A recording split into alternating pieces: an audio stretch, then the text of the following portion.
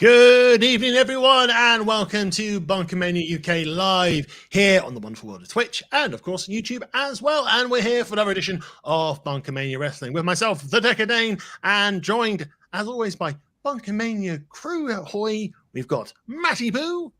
Hello. And Harriett, aka Manga Girl. Hello. How are you all doing? I'm doing a lot better this half of the week than I was the second half of the week. I won't go into too much details, but I was a bit touch and go at the beginning of the week, and now I'm all right. So, Okay. Yay me. Yay. Yay. Okay. Yay. Yay. Harriet, how are you doing? Yeah, okay. Busy. We're all kind of in a sort of trepidation mode, I think, at the moment. So Yeah. It's like, we got the draft coming up, and we're going to be, what's going to happen? So the main bulk of this episode, this live episode today, we will be having a go at predicting the WWE Draft, which is kicking off this Friday. Luckily, some rules for this year's draft has just fallen onto Twitter and all social networks. So we have a little bit of a better idea of how things are probably going to go, but we're going to give it a go anyway. Yes, we will be touching on some of the sad news of some of the latest WWE releases.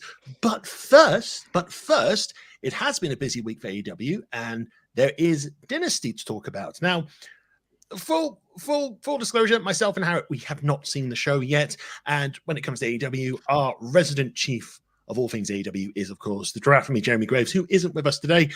Wishing him all well. He hasn't been feeling too well lately, so hopefully he's getting on quite well. So we miss him. We send him our love, all that sort of stuff. But Matty, you have seen Dynasty, so let's turn it over to you. Give us a quick 5-minute summary of Dynasty. Basically, short. The too long didn't read version was. It was an incredible show. I'd say, for potentially 2 matches. Overall, I think I preferred Revolution more, but yet again, AEW, with practically no build, like none, like their weekly shows are very bipolar. Somehow, yet again, time after time after time, bring out a pay-per-view that just smashes it out the park. There was some low ebbs. Chris Jericho continues to suck the atmosphere right out of anything that he's touching at the moment. Poor old Hook. Poor old Hook. But also, Hook. but also Jericho, just, he knows. Didn't they chant, "Go home, Jericho, go home"? And please retire. Yeah. Jericho's doing exactly what he did when he came back for the second time around in WWE, where he was like, "Yeah, you all love me, yeah," except he's doing it a bit more subdued. But he's playing the role of somebody who's incredibly deluded, and maybe that's because it's not really an act. He probably is that deluded, but the fact that he's lent into such things as the Jericho Vortex, the Learning Tree, all of that. He's now called the Learning Tree Chris Jericho.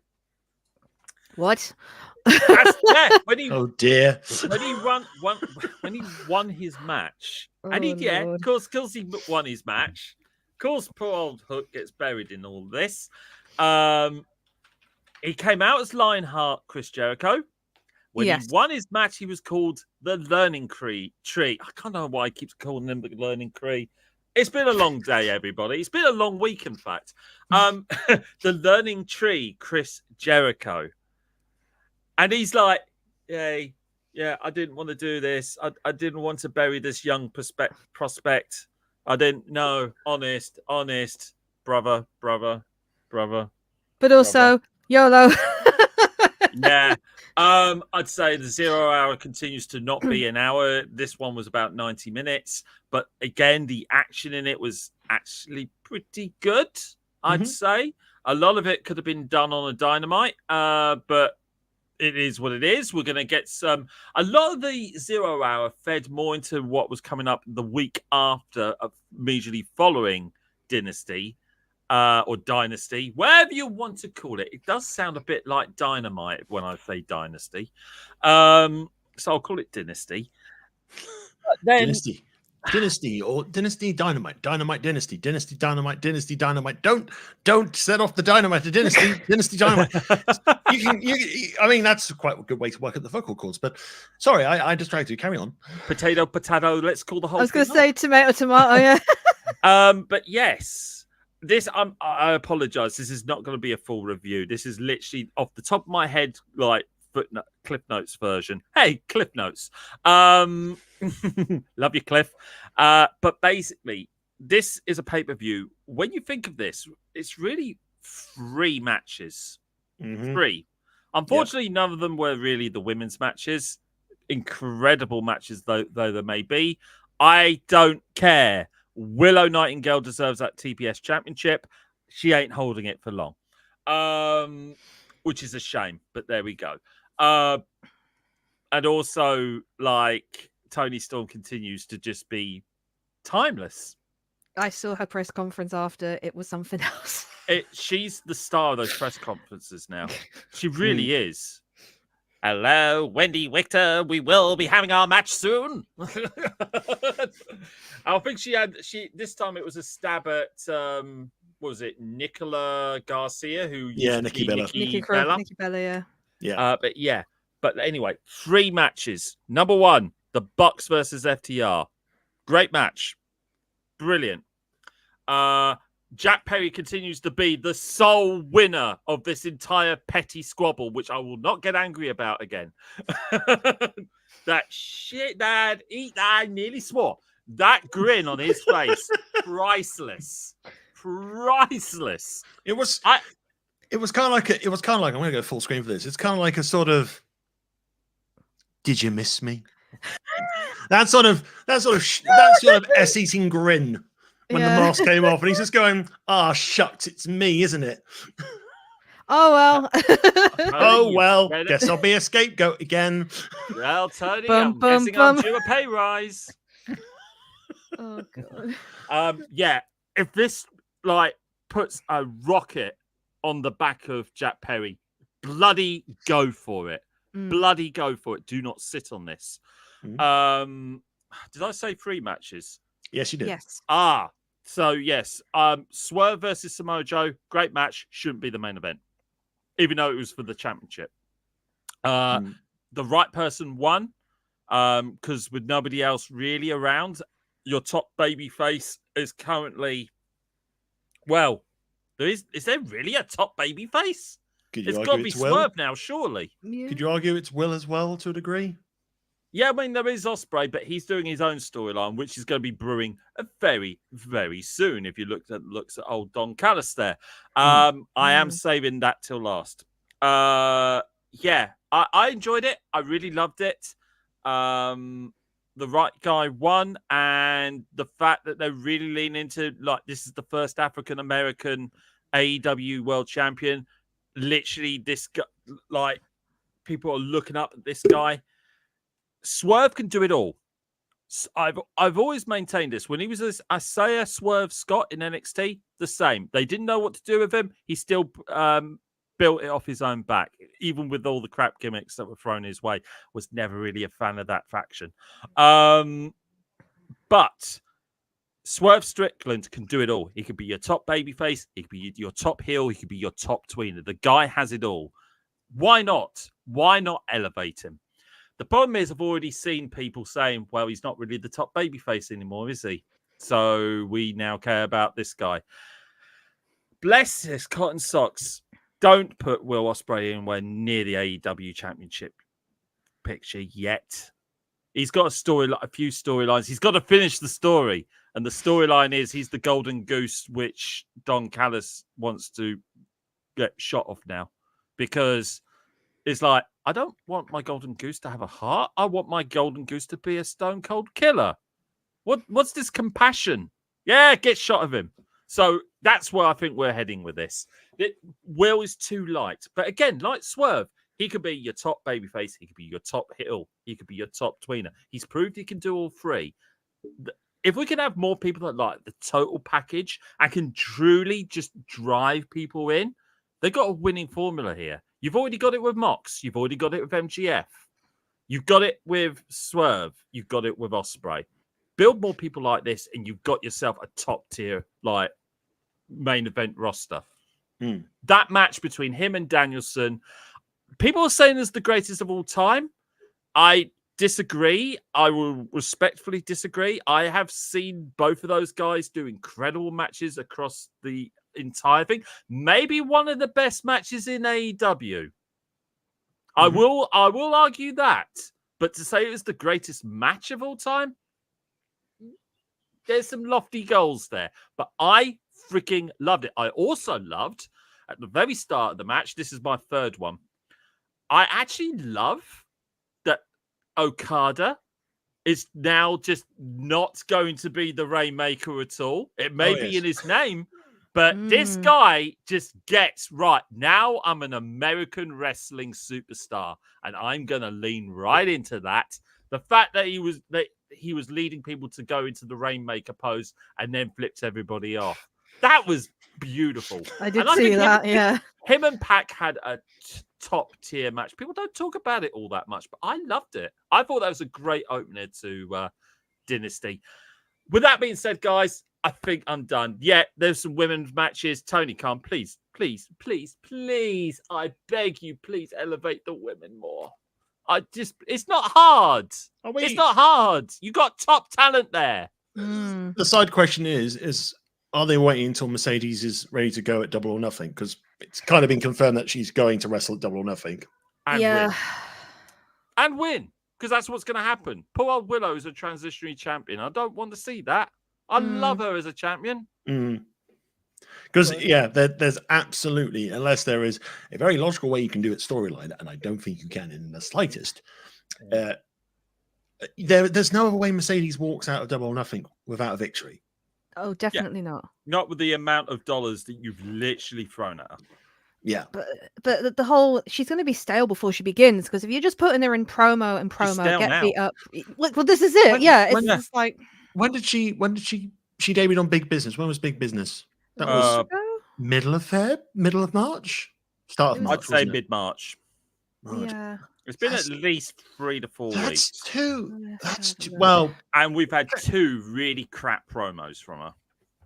So that's about, well, because I was about to say, it's like there's another example of like CM Punk came back at the end of Survivor Series, and that was like November, and we didn't see him wrestle till actual January on TV. He did a couple of house shows, but January was when he probably wrestled. But the in between was probably has been probably stronger than what it has been over for Mercedes. That's just my observations. It's not kind of a dig at the talents or anything like that. It's just, it seems like from what I've gathered from the current kind of presentation of Mercedes, like, yes, it's a big deal, but I think people are now ready for her to start wrestling. But it might be because of her ankle injury still, so it's true. Then don't put her on that all that much.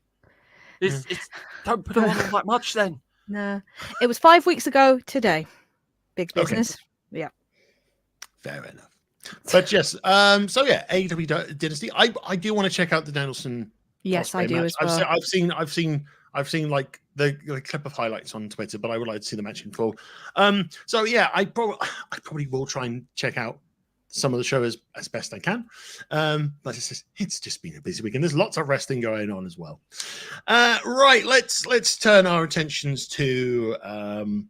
There's no kind of happy segue into this, because when it happens, it's always a bit of a downward spiral. Well, not a downward spiral, sad face. We will spin a positive into this. Yes, of course. It will happen. Yeah.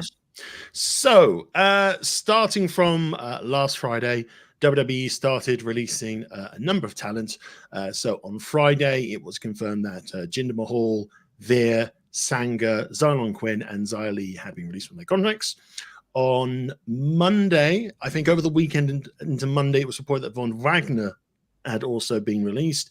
And yesterday, Cameron Grimes were added to that list as well. And Grimes had a really kind of emotional video, which is hard to watch. But it's just like, it's like you feel for the guy. you feel really good, especially with the stories with his dad and all that sort of stuff. But according to reports, I'm reading this off the Colorado website. So according to reports, WWE decided to release these talents due to a combination of factors, notably the company having no creative plans for them, and that the wrestlers had been signed for over 5 years, and WWE didn't feel that the trajectory matched their experience level within the company. There's also the potential budget cuts, but honestly, well, I think the argument of budget cuts is when you're about to try and re-sign, because Drew still hasn't got a contract. No. Seth's about to run out. Becky's about to run out. And Finn's signed. Finn has re-signed. Yeah. But there is still, Natalya is still out for resign. Because obviously Natalya, you couldn't, obviously, Natalya is probably a good experienced veteran player you want to still have in your company because of the experience she gives to the division, but also probably for younger talent as well. And she's doing some good stuff over in NXT at the moment with Lola Vice and stuff. So, yeah. I'm starting to wonder if the whole idea of Natalya is she's going to eventually transition into a producer role. It seems likely, but yeah, I mean they've done it with Pete Dunne, haven't they? Yeah, because he's been speed. They're currently trying a system where people who are still active on the roster, like you said, Pete Dunne, I believe Sean Spears. So I was, for some reason, Ty Dillinger popped into my head again. He is producing segments on NXT. They're trying out a mixture of people who have retired from the ring with people who are still very much active. I could see Natalya fitting that role beautifully. This isn't her first turn in NXT. She had a heck of a run alongside Charlotte back in the really early days of NXT, which was incredible. I also draw your attention to Claudio and who's the name of TJ Wilson. Yes. They both moved over from the main roster to NXT to basically help and elevate the NXT talent as well. I'd love to see more people do that. I'd love to see more people have a mix of experience along with people, because how else are these people going to learn? It's a developmental system. How else are they going to learn in the ring on television if they ain't against like people who are the best of their fields? Yeah. So yeah, I'd love to see more of Natalya show her stuff there. Yeah, I think one of my thoughts looking at this list is, I think it's also kind of the result of being in that purgatory of being called up during the Vince era, having stop things going on. Von Wagner appeared on a blooming episode of Smackdown for no reason in the background as like Pierce's security, and then went back to NXT a few weeks later. Obviously, you had the memes to death Veer Mahan promos. I was like, Veer Mahan's coming. Yes, I'm sure he is at some point. It's sometime somewhere out there. I don't know when. You had that. I mean, Zion Quinn got called up to the main roster, and you didn't really see much of him at all. No. Possibly, I think he might have been on main event, but it's like the last time you probably saw him was getting squashed within 3 seconds to Braun Breaker. Again, Xia Li had this weird start-stop thing. She had a really good introduction on SmackDown, and it was all the thing like, I'm the protector, I'm going to be. And within 3 weeks, she becomes irrelevant and just basically a background player. And I think the only time I think in the current kind of creative direction she's had a spotlight on her was when Becky had the NXT Championship, and it was kind of like, I want challenges, and they were playing with that thing of Xia Li knocking her opponents out in the ring. Yeah, so they were building up some sort of story. So maybe they were finally going to do something with Xia, but then again, after the NXT thing, Xia kind of vanished into the background. I will quickly interject, and I will throw an extra bit of a crap sandwich into this as well. A lot of these guys that have been released are also not natives of the United States, as we've learned from other people that have similarly been released in the past. In America, when you are effectively your contract is ended with your employment, if you are not a United States citizen or native, basically your visa is revoked. So you have the choice of basically staying at home and not have employment, and basically just work out your visa. rework it so that you're able to work in the United States. So that's Xylee, because they brought her in from China. That is Veer, and I forget, Obafemi? They were the two members of Indus show along with Jinder. No. It was Veer and Sangha. Obafemi's already. Sorry. So he's already back in India, I believe. He did his release thing from India. I might be wrong in that. Somebody please correct me. Obviously, Jinder is fine. He's actually Canadian. But then again, that's another visa thing because Canadian. So, yeah, a lot of these people, I think the only guy out of these current crop of releases, two people, so he's Von Wagner and Cameron Grimes. Having said that, I'm sorry, Dane. I want to put one little bit of a positive in this. All of these guys have shown incredible charisma. Yeah. They're going to land somewhere. Trevor Lee is going to go somewhere. Veer, you'd be daft not to take him. The guy basically made Twitter his home when this whole Veer is came around. That guy shows amazing personality. It's a shame WWE didn't really show that with his wrestling. Jinder, Jinder. That guy's got a plethora of places he can now land. Oh, definitely. AEW, don't go to AEW. Can you imagine though if he did turn up in AEW? Tony Khan wouldn't know what to do with him. That's my personal take. Yeah. He wouldn't know what to do with him. My thought of this is basically, I think you're right. I think there are places for everyone on this list. I think in the grand landscape of wrestling right now, there are other promotions that are much more viable options. I mean, the instant thing is, just jump to the AEW, but no. We have seen that people have gone to AEW. They'll get a bit of a push, and then there's this some sort of, unless there's something really big about them or they're being treated like a big deal in their contract, they're not. It's the same thing. Because the number of people who've been released into WWE, gone to AEW, and haven't had much of a. I would say Swerve's probably had the biggest, one of the biggest impacts at the moment because he's now AEW World Champion. I can't really think of any. Again, chat, please do join in the conversation if you can. I can't really think of anyone striking out to my mind who was released from WWE, went to AEW, and became even bigger than what they were in WWE, or I would say had the same sort of presence on AEW as they did in WWE. So also kind of trying to say, I'd say probably Mox. Mox, yes, but Mox wasn't released. He just left. Oh yeah, yeah. I'd say, I know this is it's not even a jokey answer. I think Tay Mello showed way more promise in AEW than she ever did in NXT. True. Oh yep, absolutely. And she was released. She was released in the blinking crap sandwich. That was the 2020 releases. So, yeah. So looking at this, Cameron Grimes as Trevor Lee in TNA. I have a sense he's going back. He will be back in TNA very quickly. He will probably be TNA.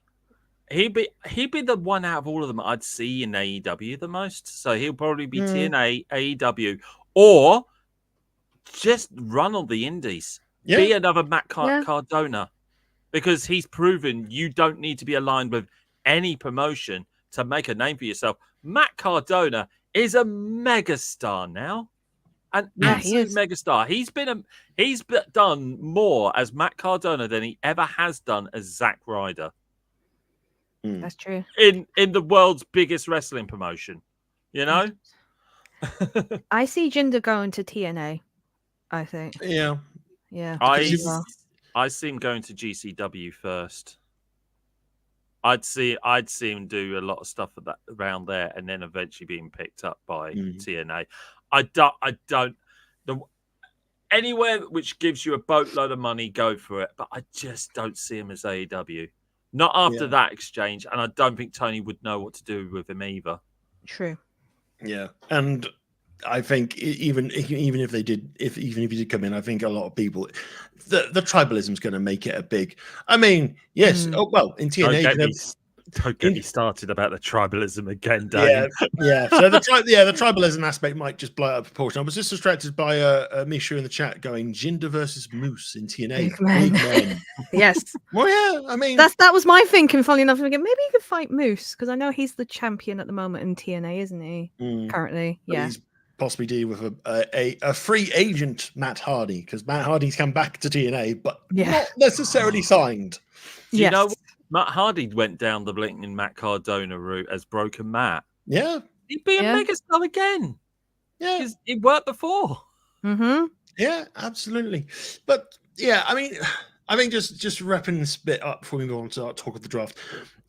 Yes, it is. It's very sad to see people get released from the wrestling companies. I think to some degree this has been handled probably a little bit more sensitively than say previous ones, because previous ones just like you're done. And I'd like to think outside of the Vince era now, they are at a stage where they can actually be respectable to the talent. Yeah. And a lot of these guys, Cameron was probably a Triple H project in NXT back in the black and gold pandemic early days. A number of these were under Triple H. So I guess to a degree, if they go out and they prove that they are deserving of that spotlight again, they should find their way back there. It's like it's not a get out and you'll never come back. It's like hopefully see you down the road. Bye for now. That's all. Yeah. But yeah. There we go. Yeah. But yes, let's talk about the main thing for this episode. It is, of course, the draft. So what we have done, and we will boot it all up very, very shortly. We have compiled our own little mini tier list per se to kind of draft things in a nice little bundle. So basically, we're going to try and predict where people are going. But we were going under the impression to begin with that basically when it starts on SmackDown gets to pick, then Raw and all that sort of stuff. However, WWE, lovely people that they be, just decided to drop the rules for the draft an hour before we were going live. How convenient. How convenient. Wonderful. But yes, I'm going to bring it up on the screen here. So these are your rules for the draft. This is taken from their Twitter account. So starting on Friday on SmackDown, there'll be 4 rounds of picks, so 16 picks. On Raw, there will be 6 rounds, 24 picks, so that's the following Monday. This is one of the big bits. Champions on each brand are protected. So essentially, apart from the second bit below, women's tag champions are eligible. Unless you haven't got the women's tag team belt, but you're a champion, you're staying put. I've got a feeling that those tag championships won't last a year. No. SmackDown get the first pick on Friday, Raw get the first pick on Monday, and basically the rosters become final on Monday the 6th of May, which is the first Raw after Backlash, I believe. And let me get this on screen. Righty-ho, let's get that bunker banner back up and going. Right, give me 2 seconds. Let us go to the magical draft screen. Look how magnificent it is. And it took me some time to get all those images sorted today. It's very much appreciated, please. So we're going to use it regardless. So as you can see on the thing here, I have already locked in the champions to their brands. So SmackDown have got Cody, they've got Bayley, they've got Logan, and they've got the what was it? The Grand A-Town Down Under, or yeah, that's what they're called, isn't it?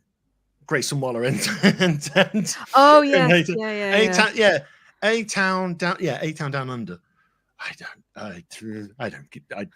I don't care about them. The characteristic is generic person and Australian. Does anyone? It's like, what's your characteristic? I am a guy with a beard. Great. And what's your one? I'm Australian. Great. I drink from wonderful. I'll do a shoey. Moving on. Raw, they have the locks of Damian Priest, World Heavyweight Champion, Becky, who is now the new World Heavyweight Champion for the women's, who won it in the Battle Royal Monday, Sammy as Intercontinental, and Awesome Truth as your tag champions.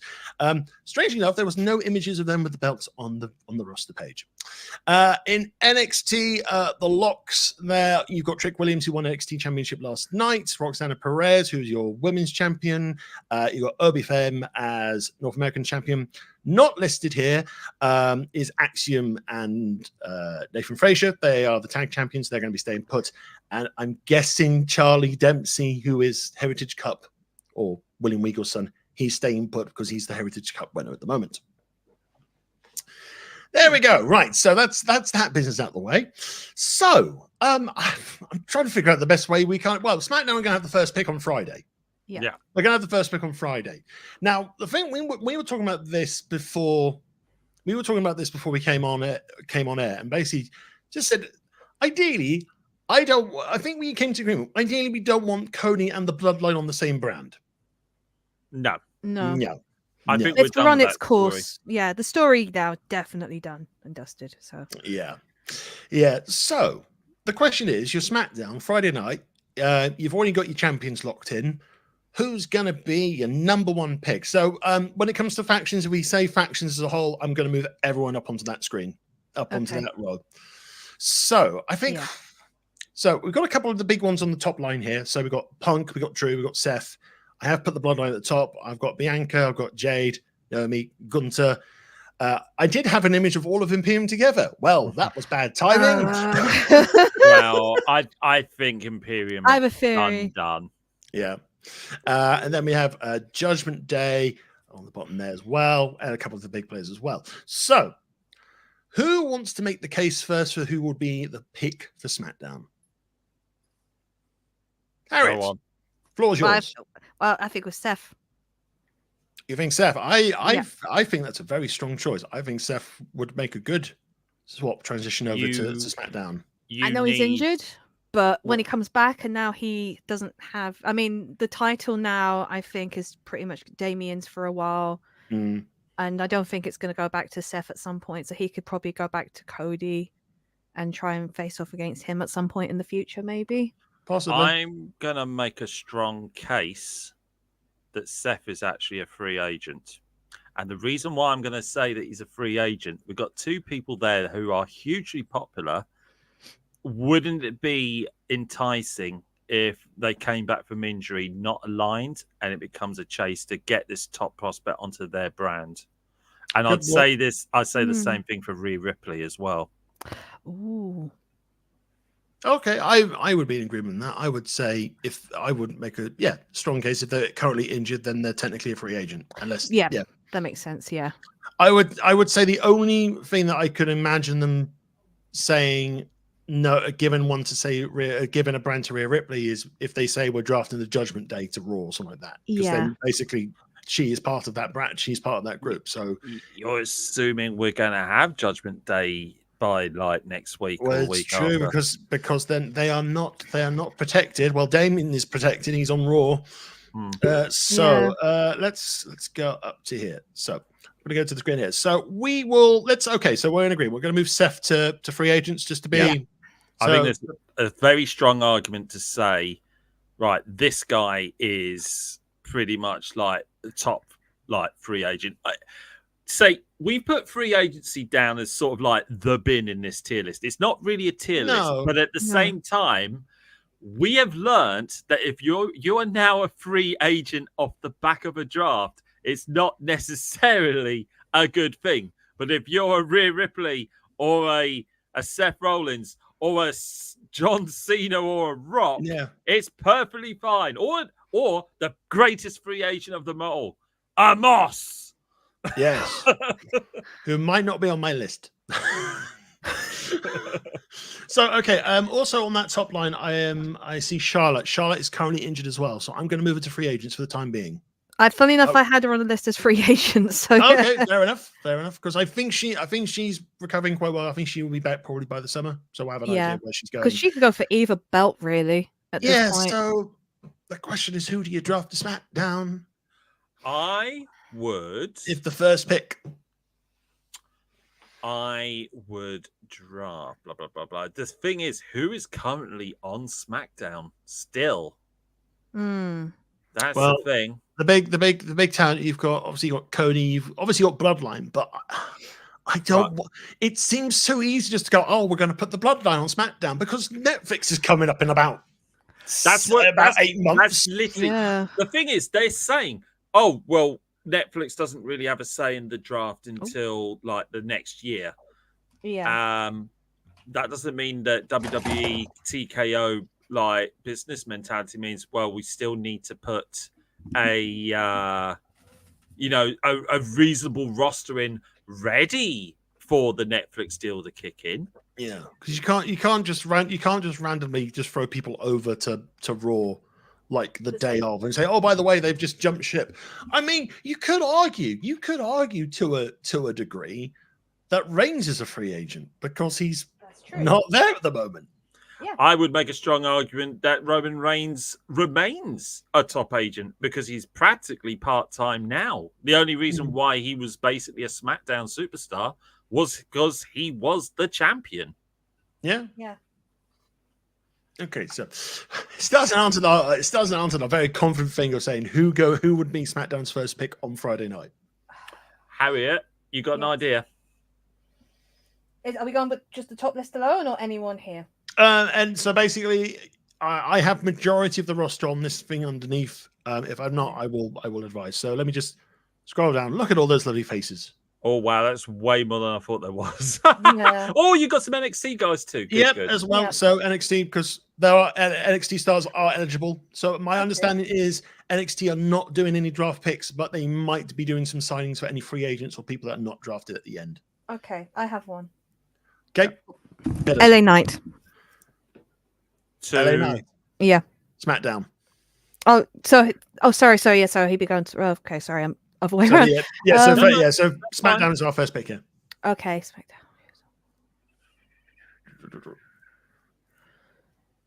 Oh, this is tough. Especially when all it really is tough. when the champions are locked. It's really hard, and I've got an idea. Okay. Oh no, we can't because we got to go by the rules that the WWE have put in, haven't they? So we got to put 16 people in SmackDown, 24 in Raw, don't we? Okay, right. Well, yeah, sure. All right. So it's got to be a SmackDown pick. Hang on. So hang on. Let me just double check. I think they say on there 16 picks on the first night, 24 on the second night. So it's like 16 stars. So it could be we will have like a pretty balanced roster anyway. Yeah. Remember, it's also ladies. Oh yeah, I know. I'm looking at ladies as well. So this is tough. This really is. Because now the champions are locked. Do you make a statement for your women's division and you bring in either Bianca or Jade Cargill? I've just had a thought. Oh. Do you want to hear my thought, Harry? Yes. Do you want me to influence you? Go on. Gunter. Yeah, so I'm guessing You've got American Nightmare, Cody Rhodes. What do you love doing, America? What do you love doing, America? You did it with Hulk Hogan. You did it with Blinking Bruno. You did it with all your other American boys. Bruno Sammartino, notorious American. I'm just going to check as well, because we've had the first image of, because there are stars that are eligible for Friday night. Yeah. yes. Gunther's not on that list. He's not on that list? No. Oh, so they're definitely having the feud then for the future. Probably after King of the Ring. But so actually Seth is actually in the pool. Oh, is he? So we could pull him out. So he if could. you want.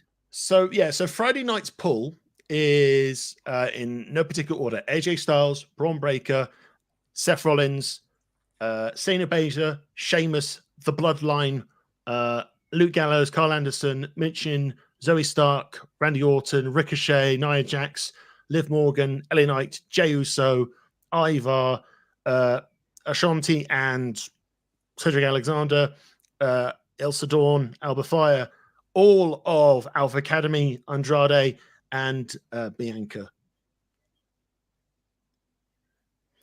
I think Seth's still a very good shout then. Yeah. Right, to put in SmackDown. Yeah. Yeah. If he's in the pool. Go for it. Yeah. Sorry, Harry, you reckon? I reckon. Yeah. No, my heart definitely says I think Seth is going to be one of the first to be pulled. To be called even. So we're going to say Seth Rollins is going to be traded to SmackDown for that one. Yeah. Okay. I think that's a strong one because I think it's too formulaic to just go, oh, we picked the bloodline.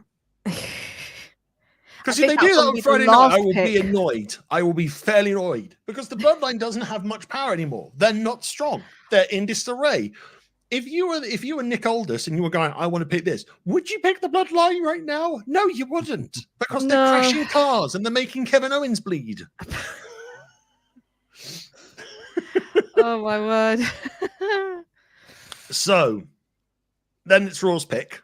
So there's some good shouts in the chat here. Tom DM91 has said, I'm going to put it up on the screen.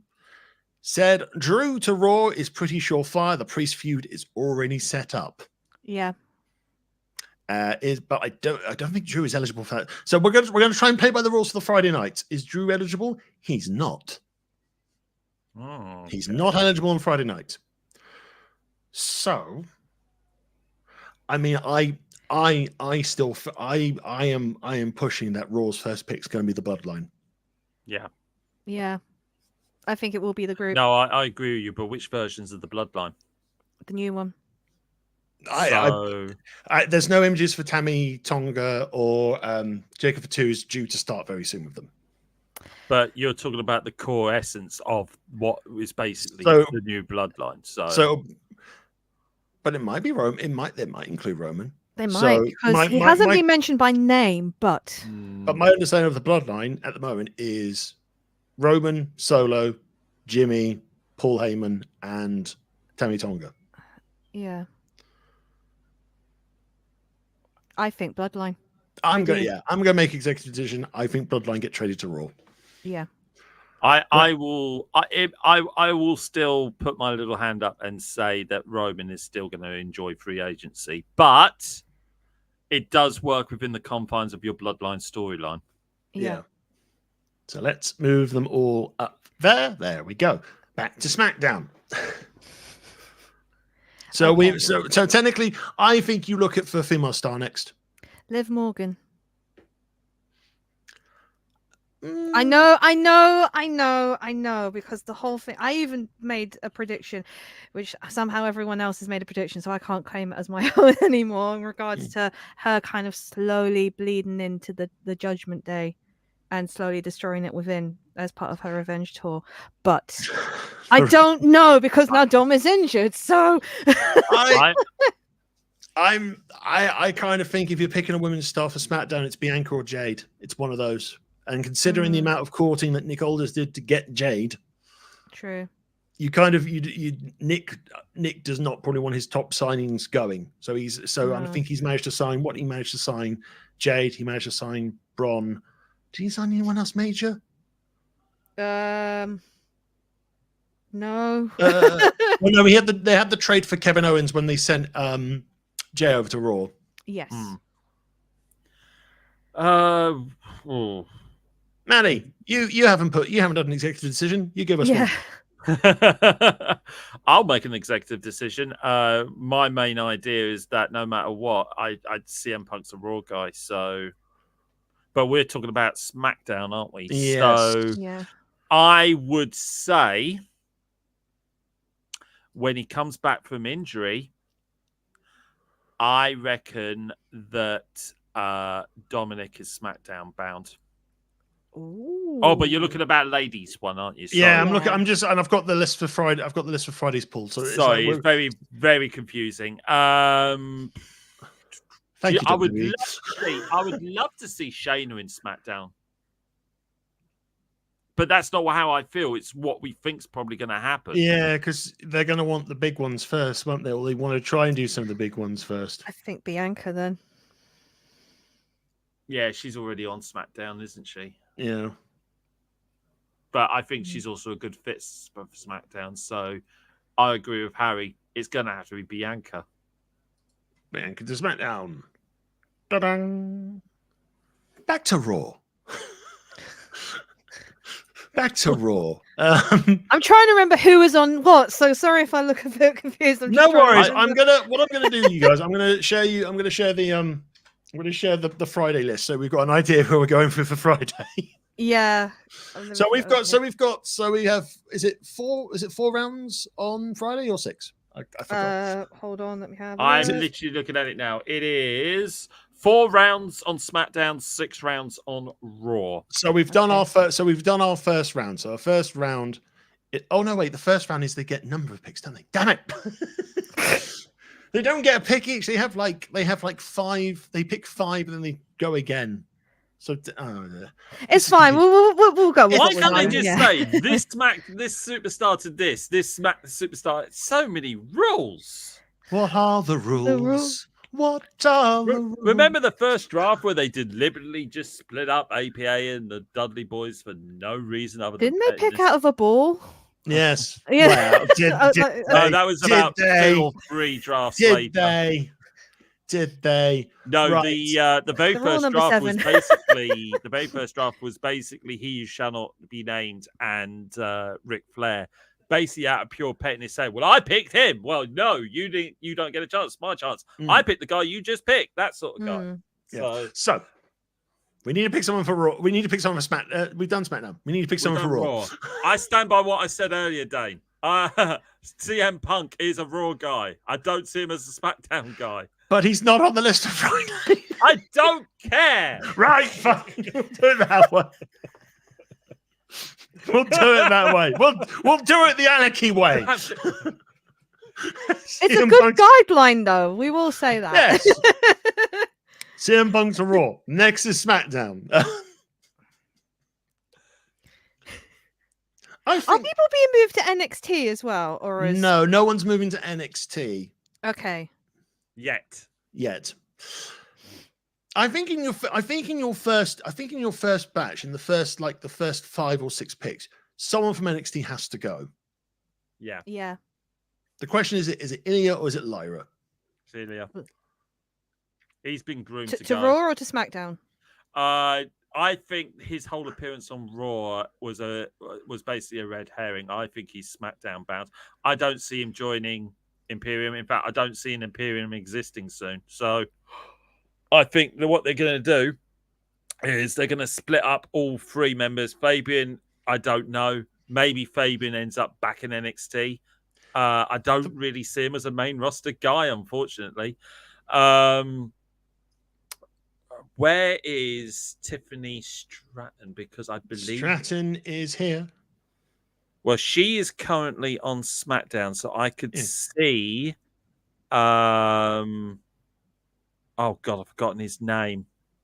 His name used to be Barthel. What's his name now? Luke Kaiser. I see him going over to SmackDown as well. So yeah, I think considering as well, they like to put partners on the same brand. So shall we say the SmackDown pick for this one's going to be Tiffany? I reckon so. I think she's not going anywhere anyway. Yeah. But I do see the potential of Ludwig going over to SmackDown. Yeah. Then we've got. So we're on to. Is it? Hang on. Oh yeah, Raw. Is it? Hang on. How many picks? Oh no, wait, because we put the whole bloodline as one pick, didn't we? Yeah. Yeah, we did. Yeah, we did. Right. So back to Raw. Shayna Baszler's in the list. I've just seen the graphic. Yeah, she's in the list for Friday. Yeah. Okay, sorry, go on, carry on. So SmackDown, no, Raw. Raw. Because I made my stance, Dane. Made my stance. You said your stance about Tiffany. So we're back to Raw. Anyone who's working for the Raw committee? I've been too verbal. Harry, you've got it this time. I think Nia's going to stay on Raw. Nia on Raw? Jax. Yeah. I don't think they'll move her to SmackDown. Okay. Nia Raw. SmackDown pick. I would say I maintain Ludwig. I think Ludwig's SmackDown bound to be close to You Tiffany. could send do you send Imperium? That is I don't think my gut instinct is that there's not going to be an Imperium in the next week or two. I think what we're seeing is just the gradual dissolution of them. So Gunther's breaking off, doing his own thing. Fabian, I don't see on the main roster. He's probably going to go back to NXT, and then Ludwig will probably be sent over to be closer to Tiffany. That's my gut instinct. It's probably not what's going to happen, but if I was thinking along those lines, that's my gut instinct. You separate Gunther to stand apart as his own man. You have Ludwig one way, you have Fabian the other. I don't see Ilya Dragunov joining Imperium. I'm sorry, guys. I know that's been something they've been thinking. I find that a very lazy route. Having said that, I still think that Ilya appearing on Raw was like he could be on here, but we'll probably send him there. So just a quick question in the chat. We heard a question about why Roman has been moved to Raw, but our logic discussing this is the Netflix deal's coming up. They're going to want the big stars on Raw, and there's that. But also trying to keep the bloodline away from Cody now, because we've had quite a long time of this.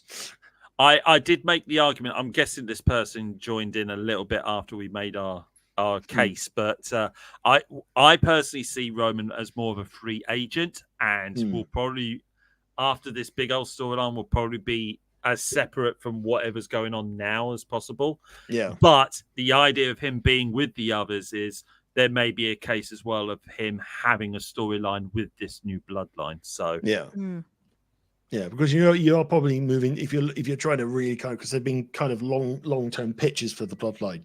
You're looking at Survivor Series where if they do war games, it's old bloodline versus new bloodline, that sort of thing. So it's like people are already kind of throwing the net of how long this storyline's going to, what this new iteration of the storyline's going to be.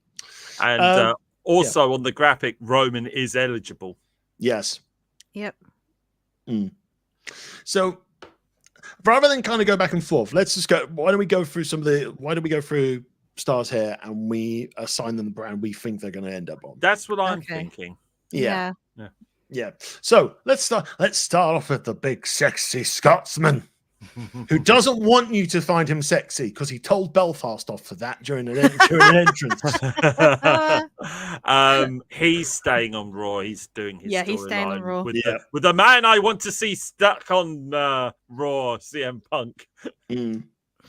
So we got main event Jey Uso next. I think he's going to stay on Raw. I reckon he's going to go to SmackDown.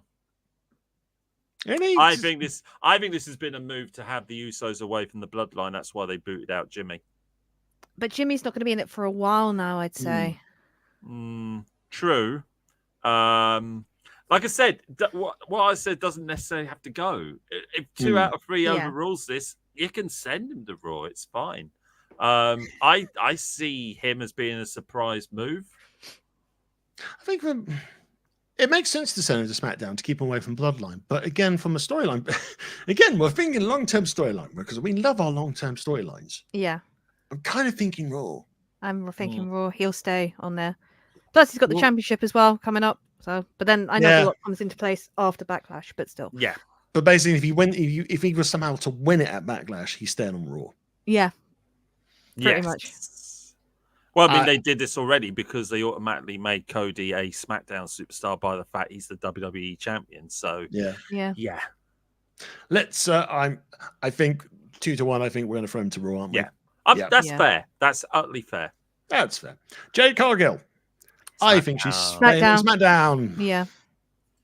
Because her and Bianca, they're definitely winning the tag belts at some point. But remember, those tag teams are not safe. That tag team is not safe. Naomi as well. I think she's going to stay on SmackDown. Yeah. Oh no, wait, because if we move Jimmy to Raw, she's going to Raw. I was about to say, she's going to Raw because Jimmy's there. To Raw. There we go. So we now move on to Gunther. I think there's a strong case of Gunther to go to SmackDown. Yeah. I think he's going to be one of Cody's main adversaries. Yeah. That WWE love a foreign heel against their big babyface American. It's going to happen. He's going to be their Blinking Dolph Lundgren to his Rocky. So is it fair to say that we're looking at Bash at Berlin and we're probably looking at Cody versus Gunther? For sure. Definitely. For sure. I would love to see Gunther as the world heavyweight more because I think the big gold suits him more. But him facing Cody could be a big step up, and hopefully they don't de-push him straight after that. Yeah. That could be quite an amazing match. So moving on, I think in the interim, probably until something else happens, I still think Ludwig will go with Gunther over to SmackDown. because obviously Tiffany's there as well. But I think you are right. I think Giovanni is going to be lost in the shuffle somewhere.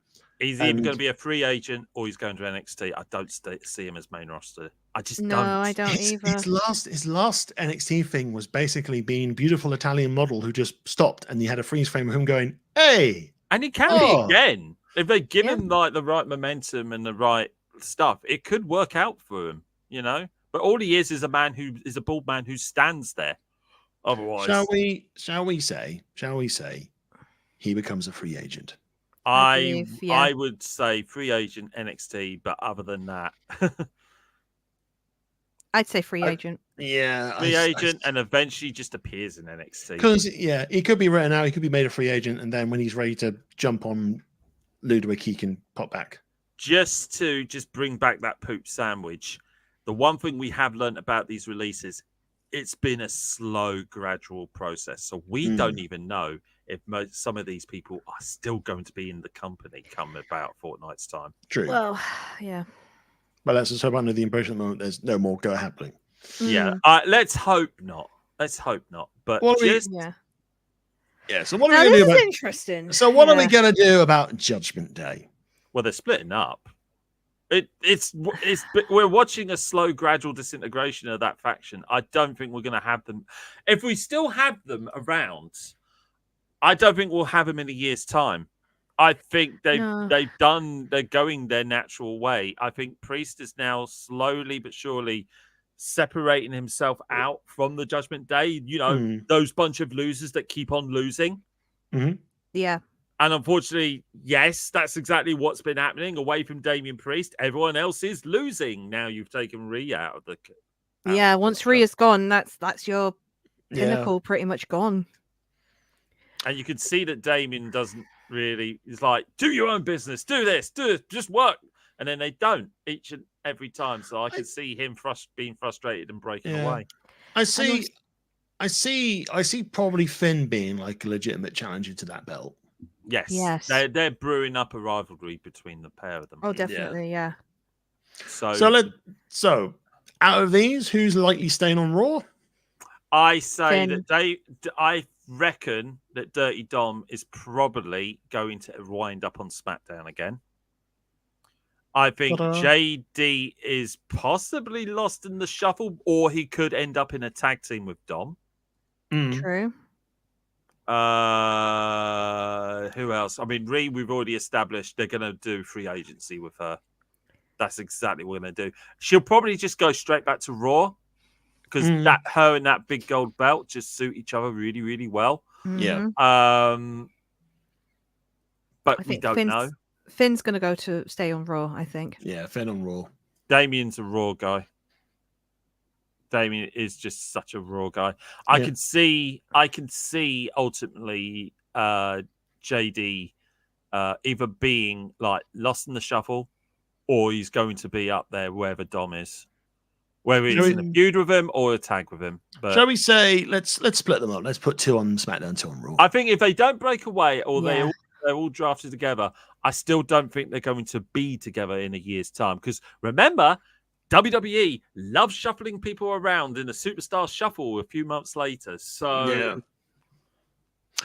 Andrade. Raw. I think he's currently on SmackDown, isn't he? Yeah, he has a strange fascination with Dominic.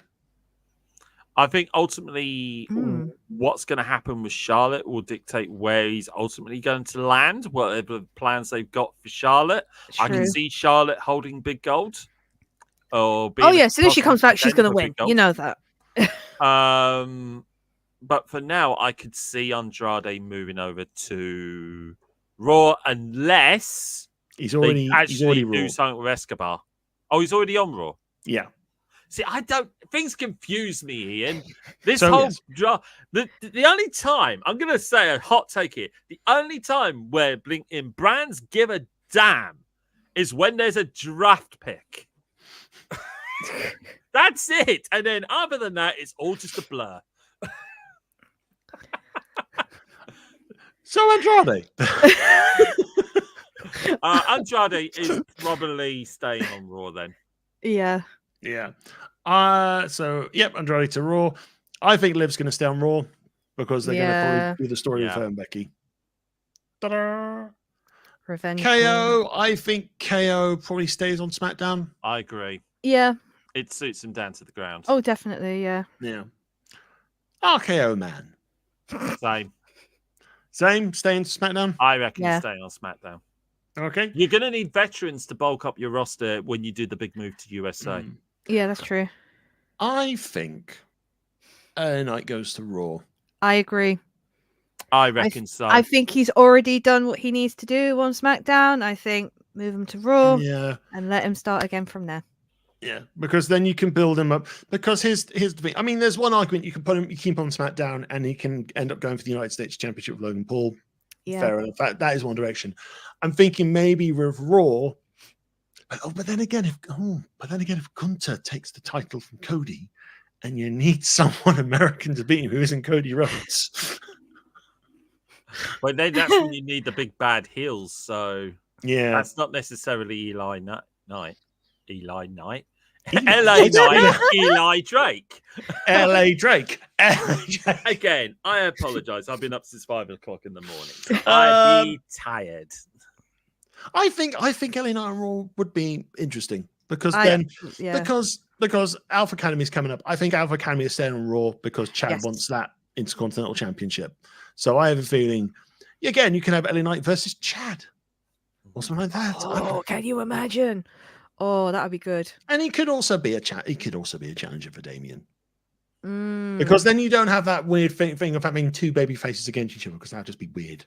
Yeah. Has he held a mid-card title yet? No, he's held the $1 million championship in NXT. And so is Cameron Grimes. Yes. That was a beautiful, beautiful rivalry they had. Mm. Oh, well. Well. It could be a strong contender for the Intercontinental. Yeah. Let's keep LA Knight on. Eli Knight, maybe. Eli Knight, maybe, baby. Yeah. Yeah. I'm rubbing off on you. AJ Styles, not AJ Smiles. SmackDown. I mean, he's smiling on there anyway.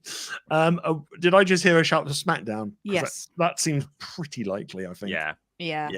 Yeah. I think the rivalry's now finished with LA Knight. He's got his own. He's got Cody. way. Cody might go on for 1 or 2 shows. It depends. Also, I think Gallows and Anderson are probably going to NXT. Will probably end up going to NXT because they've had a thing where they were taking on. Well, I think they were taking on teams, and then the Final Testament just turned up out of nowhere. So it's weird. I don't know. That's because I think they're just going to shove all of them onto NXT. Yeah. Well, try it. Yeah. Well, considering it's going to CW, depends what CW are demanding. They want at least some veteran. I think this is exactly what they're doing. I think they want some veterans because it is turning into a brand on television, but also you're gonna need. I still reckon to give you a good television match to say, hey, these new up and comers can do fantastic wrestling. That's why you put them up against people that know their blooming craft. So this is why I make a strong argument that Natalya should go to NXT and the like. So, yeah. So what do we do about Chelsea Green? I think Chelsea Green should go to SmackDown. Does that mean I have to do that as well? But what if we made her a free agent and let Anarchy reign? And basically, she you know everywhere. Yes, because I'd like to see her as a free agent. managers. Oh my God, she'd be the ultimate Karen. Yes. Yes. Yes. Yes. Because you did it. Chelsea Green. There you go. Yeah. It's like, oh no, Adam, someone's at the office door again. Who is it? It's Chelsea Green. Oh, I'm on the phone. Oh, it is official. I don't want you anyone in this building. Well, this is it. This is the storyline I think I heard someone talk about, that they don't want her on Raw. They don't want her on SmackDown. They probably don't want her on NXT. But because she's a free agent, she can literally appear on all the shows and just be an utter cowbell. Yes. You've got a nice. I love her though. You could do the Heath Slater 2.0 when Heath didn't have a contract on anything for all drafts. Yes, And then he won a championship. And He then- got a contract. The longer she's off a roster, slowly bring back the hot mess. There you go. And she slowly gets unraveled because no one will just take her. Oh God, yeah. So yeah, I Chelsea feel bad Green. for Piper because at the moment she's so synonymous with Chelsea Green, but you got to put her Yeah. somewhere. And I don't Maybe- think she should be a free agent. Maybe she goes to SmackDown and start fresh. Yes. Yeah. Because you've already got like one giant with Raw with Nia, you can have one giant on SmackDown with Piper. Yeah. Nakamura. See, I would say he'll probably end up on Raw, but if we're talking about, well, no, they're just going to slap him in this brand, aren't they? I would say, yeah, if you want strong contenders for people to go to NXT, he's right there. He's got a wealth of knowledge, but people aren't going to see it that way, are they? They're just going to say that's a They're going to get demotion. angry. They're going to get very angry about it. God. Oh, Do you know what? He's fine on Raw. Yeah. Yeah, we'll go with that. If it ain't broke, yeah. Sheamus. Raw. They made this grand thing about bringing him on to Raw, so I think he's staying. And I think I mean, despite the fat shaming thing, I did kind of like the joke of if he win King of the Ring, he wanted to be sponsored by Burger King. I think he said he wanted to be called Burger King, didn't he? He wanted to be the Burger King. Oh, couldn't you? Oh, imagine Burger King. Get on the phone now. You could do Sneak King too with Sheamus. Hello, fella. Burger. Burger. And then Green Drew's patties. like, well, personally more of a McDonald's fan. I mean, they have the St. Patrick's shake, so Burger King can have a green burger. I'm Irish, I can say this. Alpha Academy, based on Monday's promo, I think they will probably stay on Raw. Mm-hmm. That was both uncomfortable, but also I'm intrigued to see what happens next. They're gonna make him win no matter what. Oh, Those two people there, Ivo and Valhalla. yeah. I think they're going to NXT. Ivor's he's going to Ivo for sure is. What you're going to do with Valhalla away It from has to be Ivar? NXT, yeah. Yeah, I think so. What about Bully Candice LeRae and Indy Hartwell? I think keep them the heck away from Maxine now, because Maxine's now in a new storyline, getting bullied by a totally different person. Shall we send them to SmackDown? Yeah. Yes. Can you imagine her against Jade and Bianca? Oh my God, Jade will kill her. Pretty much. Now, let's talk about potential NXT call-up. Shall we talk about Tony D'Angelo? Oh God, yes. I've only just started recently learning about the D'Angelo family, so basically the D'Angelo family are your get out clause if you want anyone to just disappear off storylines, insta kill, done. Or if they've been fired midweek for something they shouldn't have done. Yes. Oh yeah. That's happened. Tony D'Angelo's been utilized at least more than twice because of that. Oh crikey! Oh no.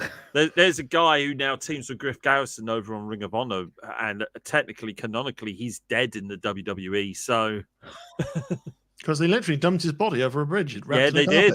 Oh, that was him. Yeah. Oh, that was okay. two dimes. Yeah, Two and dimes, and they've used him to write off Drew Gulak after his misdemeanors or potential misdemeanors. I was just going to gloss over that, but yeah Tony D'Angelo's been used more than a couple of times for that. Yeah. Okay. But I have a feeling it's Tony's time to go up. Yeah. It should be. He's been there too long now. But Raw or SmackDown. But where we got tag teams on Raw. So looking at tag teams on Raw, we got Awesome Truth. We've got Bloodline. Might have Alpha Academy. We have Judgment Day. I'd say Raw's getting pretty stacked now, but then it's going to be, isn't it? Because how many have you got there? 24. 24 picks. 1, isn't it, 2, for... 3, 4, 5, 6. For that, yeah. Should we say SmackDown? We're getting pretty close. I'd say he would be a better fish. A better fish. Like he sent everyone. Oh, he's sleeping with the fishes. He's gonna be a better. So sorry. I cannot talk tonight. Manny, I'm gonna make him an offer he can't refuse. He's gonna go to SmackDown. I've never seen The Godfather, but I know. You're gonna be swimming with the fishes like a proper river fish. But Raw getting stacked. MattyBoo. Thanks, Belle. Let's take Tony and Stacks up to SmackDown. Yeah, there we go. What about The Pride. Technically not referred to as the Pride, but the Pride. Were they on SmackDown? They were on SmackDown. Okay. They're no longer with the final. They're no longer battling with Karrion Kross. The only problem is we've moved Bianca. We've kept Bianca on SmackDown. True. So you can make the argument to move them to Raw, but then you then have to move Bianca with them for the same arguments we made for everyone else. So we've got tag teams down under Imperium, Son of Judgment Day, the Family. You could move him, and again, Bobby could be a challenger for Cody. Yeah, he could be. And turn him heel again. I've got a question for you? Is Bobby Lashley the new Big Show? Oh, that's a good point, because it's kind of, I never know if he's face or heel anymore. I mean, pretty much anytime I've seen him on TV, and especially when we saw him at the live show last year, he was clearly a face. Yeah, he was clearly a face. And then but he was coming out. He was doing that boop, and everyone was going around with that. He has turned so many times now in the past 4 years. How many times has he turned, Matty? He's just turned. He's turned so many times, I can't keep up with it, Ian. That's how There's too many turns. There's too many turns. Too many turns. Too many turns. I think they're staying on SmackDown. Yeah. By our own, we basically fell on our own sword when we put Bianca there. So, and that's also B-Fab as well, because she's technically part of that group. Natalya, I think, is a strong contender to go to NXT. Yeah. I mean, Matthew's put that case strongly across. I agree. Mm-hmm. New Catch Republic. They're on SmackDown at the moment. Do you know what? It wouldn't be too bad having them on Raw. We need some strong tag teams on Raw. Because look who we got currently. 1, 2-ish. Look at who your current champions are, Dane. Oh, yeah. What? You mean they're not keeping the belts, I mean, you can only get down from there, surely. How very dare, Matty. How very dare. How very dare. It's fine. R-Truth had his WrestleMania moment. That's fine. They're gonna lose the belts eventually. I think they might. Yeah.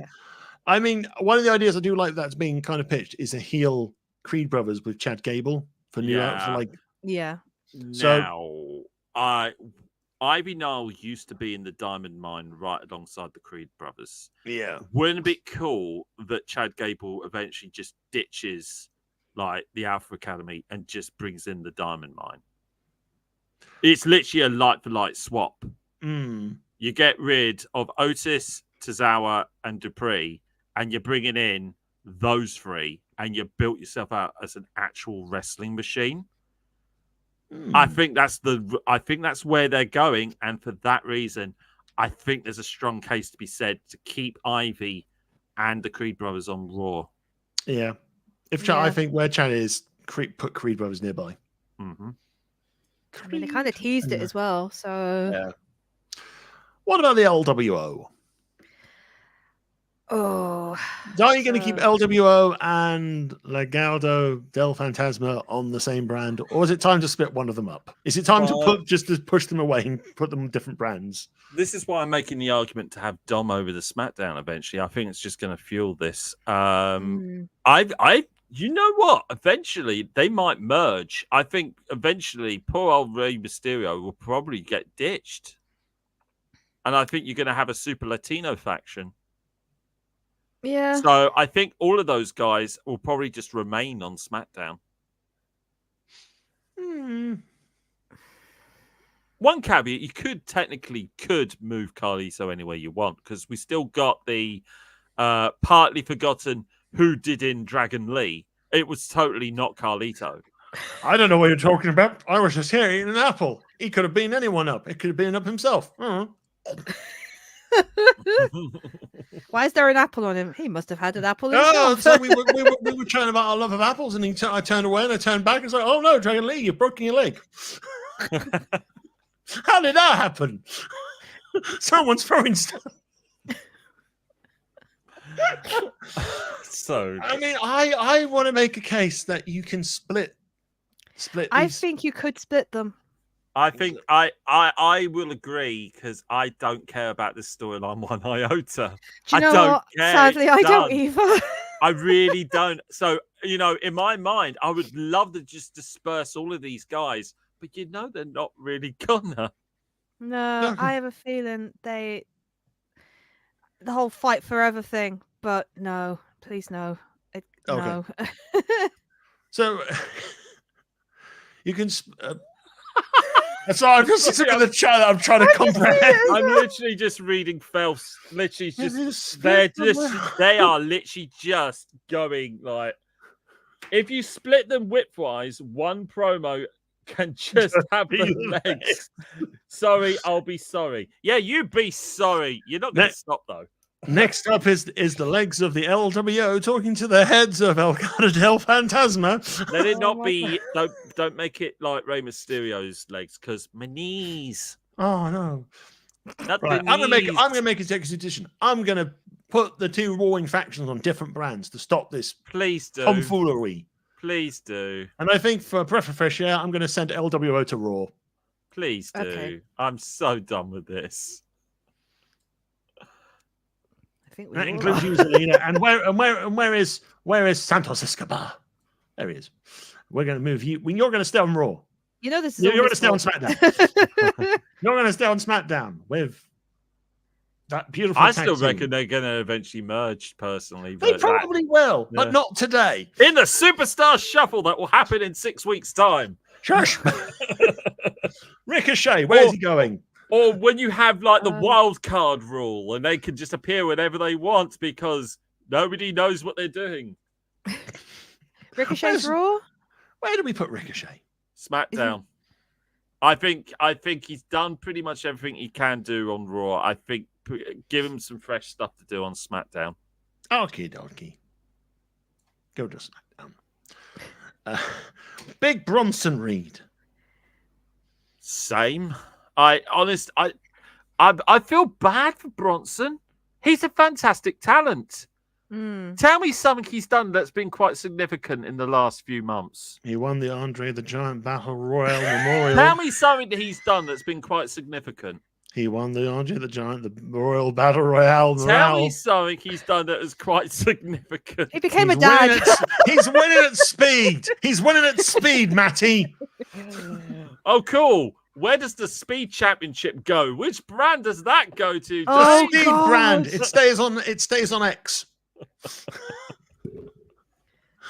Literal X division. I think for some freshness, I think Bronson to SmackDown would be fine. I would I'd love. Yeah, I want that guy to succeed. There we go. Brilliant. He can squish Logan. How's that? He was a fantastic North American NXT champion until that just stopped immediately. DOI. I don't care. I wish I said I would. I wish I said I could care. All of their stuff is done. Their best stuff was in NXT. Like I don't know anymore.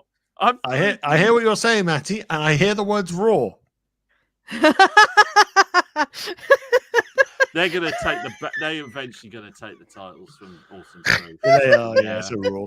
Yeah. I literally could not give two craps about the way now. And I wish, because I love every member of that family. But WWE have just not done anything brilliant with any of them. Remember when they had a stalker in that family? He's not even in Where's the draft Dexter? pool. Where's Dexter? Oh God, He's not even in the draft pool. How about some yes boys? Yes, boys. Yeah, boys. Yes, boys. They're staying on SmackDown. Yeah, yes, boys. I wish they'd give them something to do. They did. One of them They injured. did an entire promo package. Oh, is that throughout why? The It entirety could of be. WrestleMania. I mean, that was great. And also, like they can speak to the spirit of Queen Elizabeth II in the clouds. Oh God, no. Right. I'm looking at what you've got next, and I feel that Damage Control are done.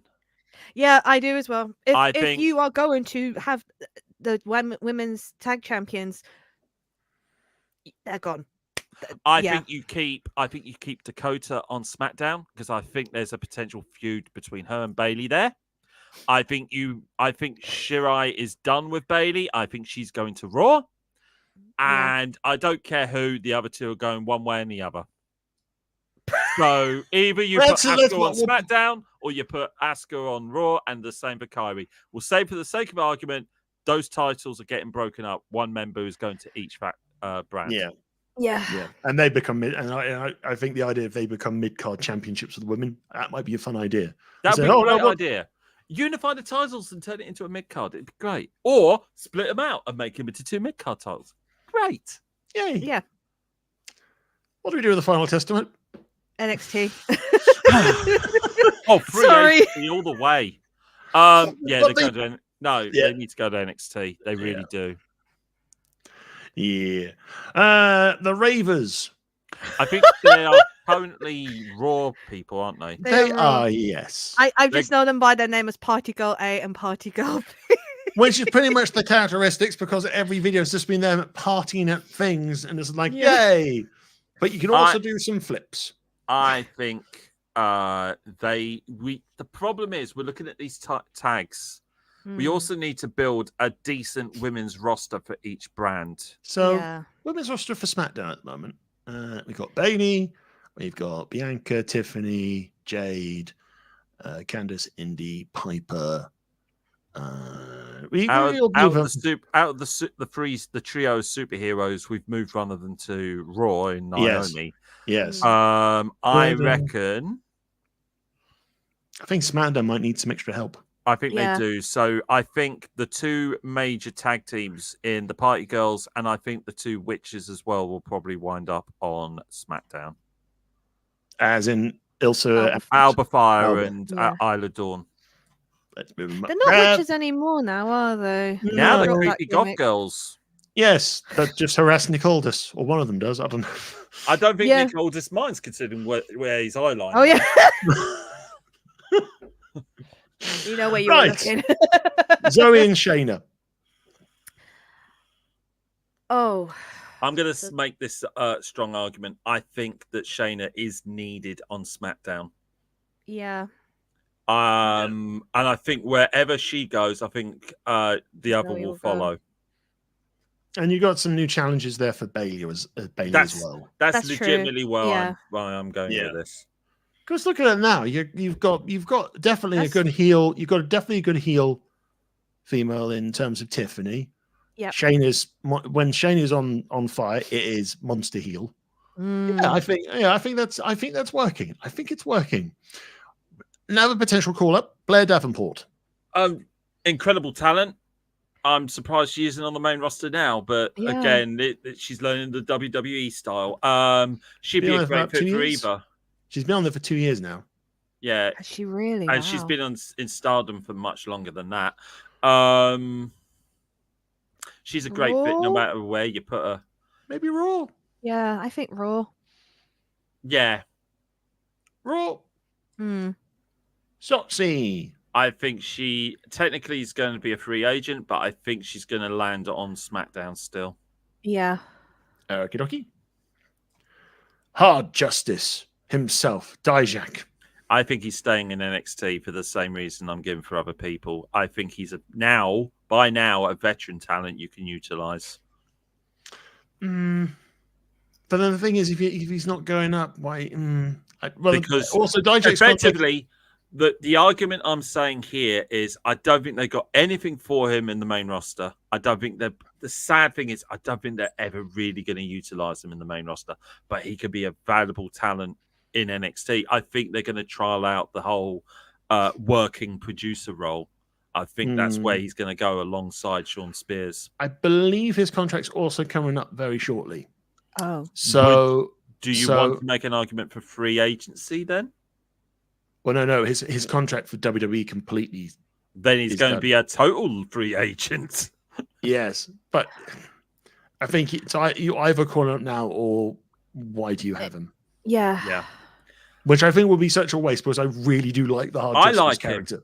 I like him, but remember, we're not dealing with like purely when you got a talent roster that's stacked, and I mean really stacked, some people get lost in the shuffle, and sadly, unless they really do something with him, he's either going to right now is either going to stay in NXT, or I think he's probably going to be the most freest of free agents. But I would love to see him on the main roster, and I would love to see him do well. I really do. I think he's incredible. I'm going to say Raw. I think for the sake of hopefully something positive, I think, I hope he gets a main roster call up. And I'm looking Raw, because the Raw's you've got some big people there, yeah. Maybe move to SmackDown, start off small. True. Destroy Dominic a couple of times. I don't know. That's just the purpose of the new people. Just wreck him. Just look into his eyes. So yeah, he could beat up a couple of people on this brand. JD. He could beat up. Honestly, God, I hope so. I really hope I'm wrong. I have faith. Let's just put him on SmackDown. Michin. I think she goes wherever the Good Brothers go. I think there's too good of a trio now. Mm-hmm. Yeah. Lyra Valkyrie. Oh, talk about a prospect here. Then Roxanne Perez is no longer in the pool, is she? No, because she's champion. No, she's champion, yeah. So she'll be your next biggest person to send up. I would love to see her, probably, because you need some strong women to go up against, like the Becky Lynches of the world. Put her on Raw. Yep. Looking for females on this one. You got Naomi, you got Liv. Yeah, put her on Raw. Yep. And also, her and Liv could have a thing where they could fight. Yeah. So, let's see who's next. Carmelo. I think he's going straight to SmackDown because technically he already is a SmackDown superstar. He's appeared a couple of times. He's not officially drafted. No, he's not been officially drafted, but they more or less had him like there. So yeah. And I think it's going to be a good fit for him. Braun. I think he already is a SmackDown guy. He's already a SmackDown. They did the whole rigmarole of like signing him. So does Baron go with him from NXT? I would say possibly yes, because they work well together. Yeah. Because for a while they can do some tag team stuff. They could make a shock arrival and beat A-Town Down Under. Mm-hmm. Yes, that's true. And then have a good couple of months, and then when you're ready to start positioning Braun into like a main event mid-tier level, you can do. So, incoming news from Phil Flowney. Just call it a pancake because that roster be stacked. Drizzles maple syrup on wrestlers. New Day. Speaking of pancakes and that, New Day. I will make the same argument I said before. Look at the tag teams you currently have on Raw. You're gonna need some people. I think there's more potential tag teams on this one. Again, I'm not the maybe the loudest, but I'm not necessarily the best. We've got quite a couple of tag teams down on Raw. I think they should go. I think they should just do that annual switch to another brand. You know what? Sure. Put him on that. Ilya. I see him more as a SmackDown guy. I think him appearing on Raw was here's a potential where he could go, but we're actually going to send him over there. Okie dokie. So Ilya to SmackDown. Cora Jade, I believe she's injured at the moment, and she's still at NXT. I reckon she's going to stay in NXT. Yeah, I think so. Yeah. Alexa Bliss, unless she's part of the Riot 5, I think for now will probably stay a free agent. Mm-hmm. Yeah. Nikki Cross. Oh my God, I have no idea. No, I do you know what? I saw that. I'm like, I haven't even seen her in months. Last time I saw her, stood outside an arena. She's been in the women's tag team Nexus for a while now. Yeah. It would be a lovely change for her to wrestle on SmackDown because she's been a Raw person for so long. Yeah, true. Yeah. Or NXT. Would you? Mind you, I've been making this claim and this thing about having more veteran people on NXT. Yeah. And she has been at her absolute best when she's been in NXT. But for her, would that be more of a demotion? It's not as bad as the demotion of just staring into space.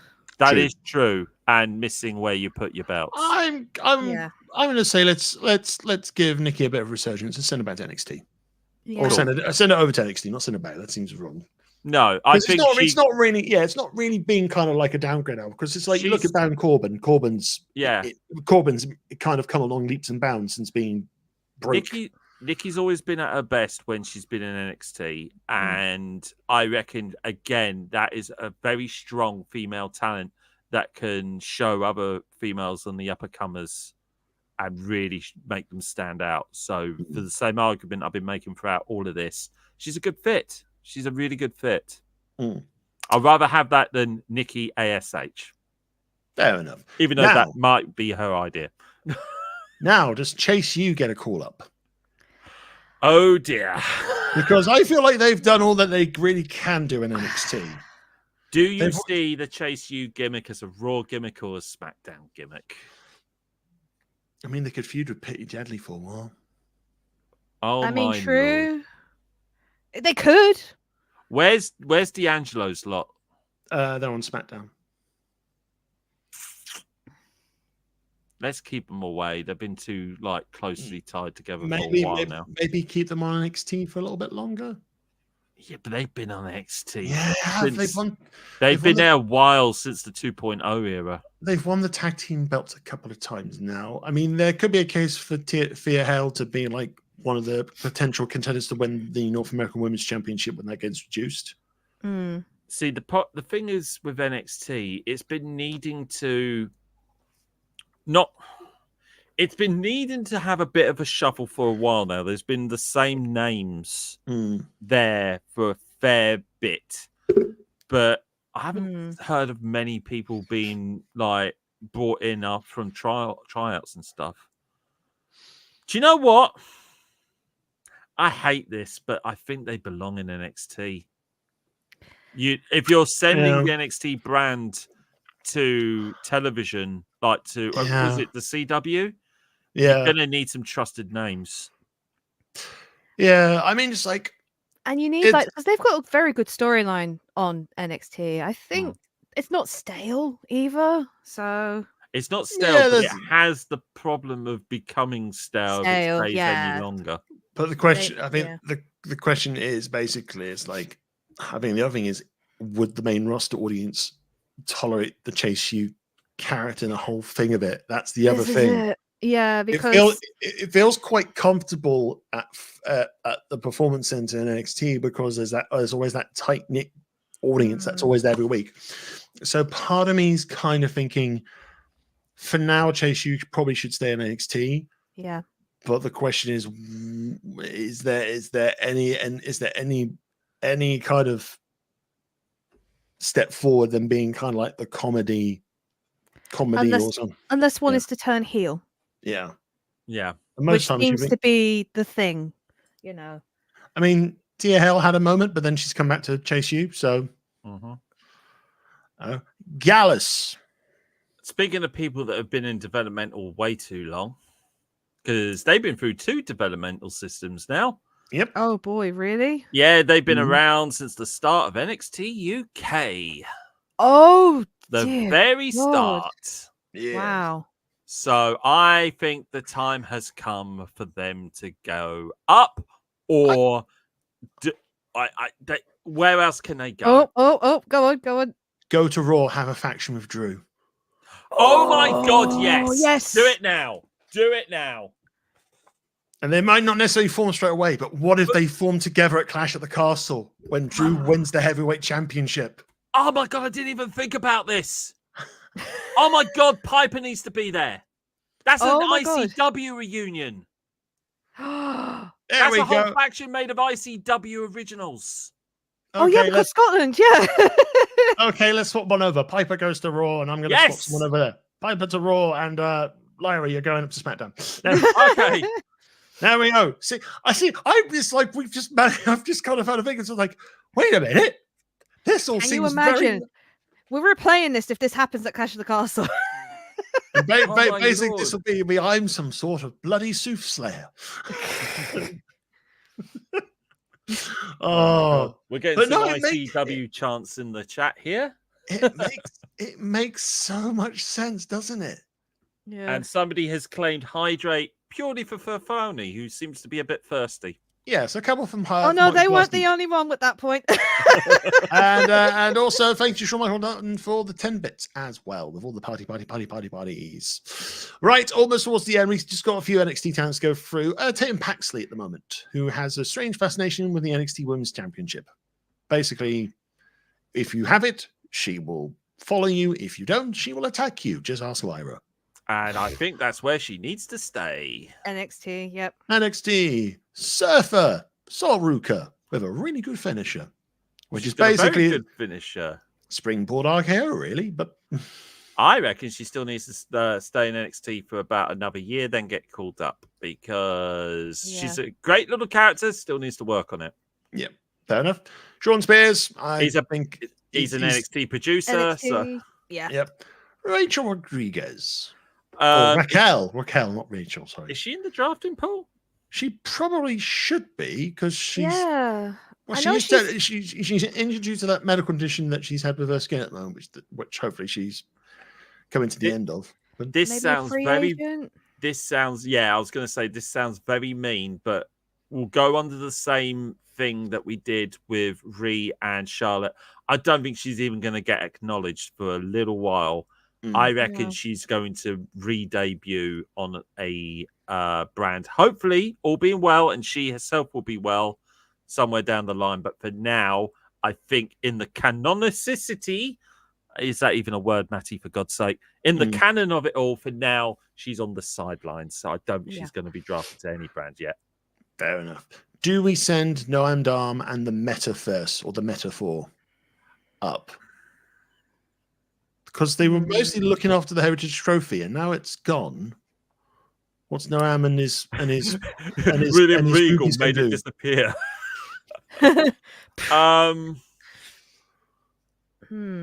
I still think they stay in NXT because I feel like they're part of the furniture at the moment. It's they do seem like it doesn't feel like there's enough to really push them forward onto a main roster, but.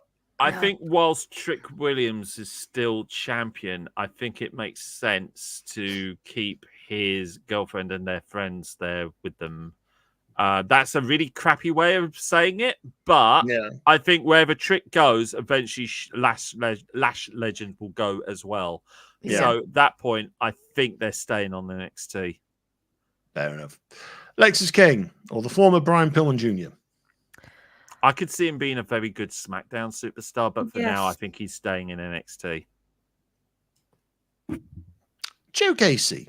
That's a guy who does need to be called up. Mm-hmm. Now, does he get called up on his own, or does he find his way into the Wyatt thing? Well, he was rumored, wasn't he? Do you know what? Screw it, Raw. Yeah.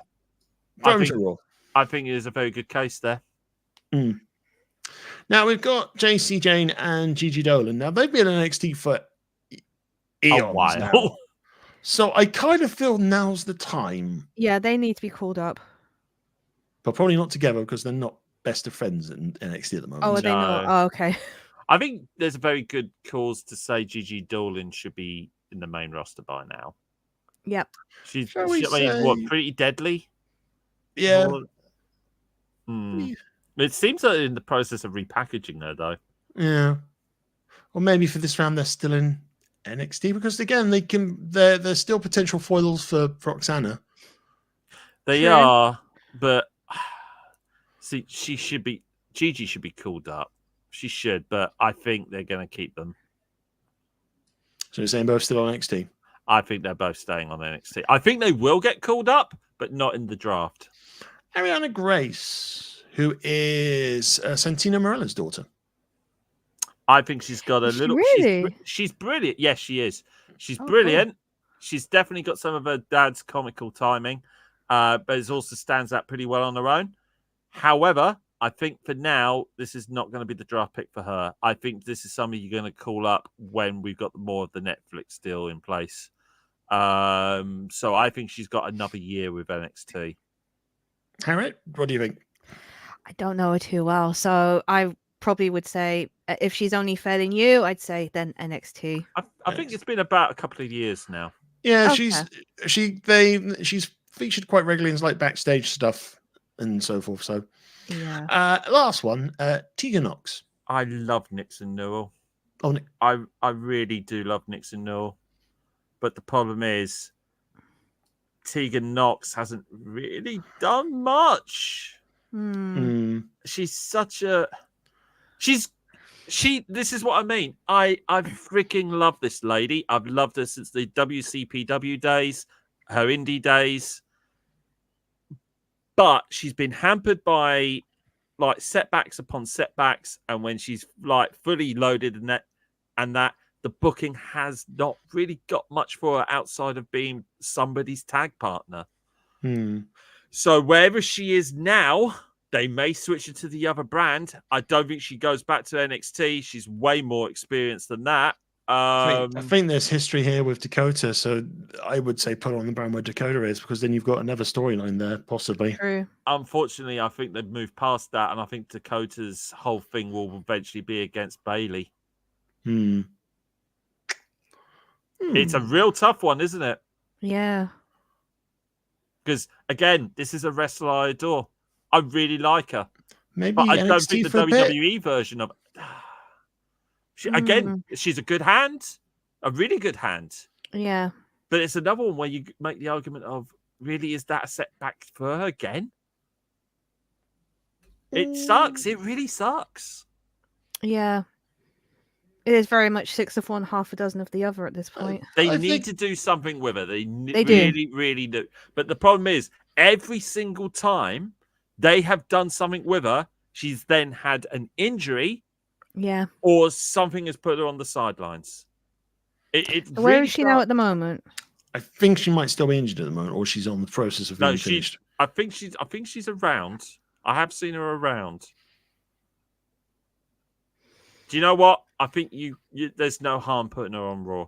There we go. Yeah. There we go. We've gone through all those people. So we've done a thing. So that's a SmackDown. That's a SmackDown.